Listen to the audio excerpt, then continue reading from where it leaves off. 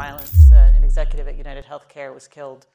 And what we've seen since, there's a lot of questions, right, that are still being explored about the motive, but we've also seen an outpouring of angst about the healthcare system, anger, frustration, and I'm curious, sort of as leaders in the healthcare industry, how are you thinking about risk within the industry, and also, frankly, that response from people in the community?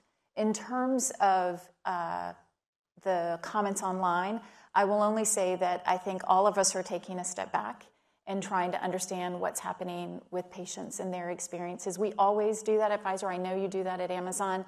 But clearly, there's a larger dialogue that needs to happen, and we're going to be taking our time to try to understand exactly what happened and understand that feedback and see where we can play a positive role then. I mean, I'll say as a clinician that two things can be true. One is our health system needs to be better. I think we all agree on that, and there's a lot of things that for decades, this is not new to the events of last week, which, horrifically tragic.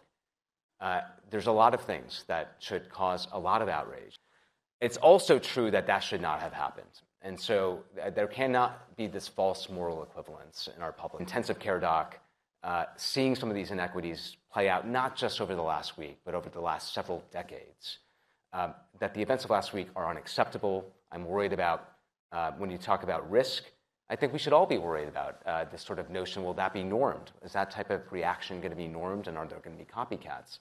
That is unacceptable. We need people to speak out that false moral equivalences must not be accepted.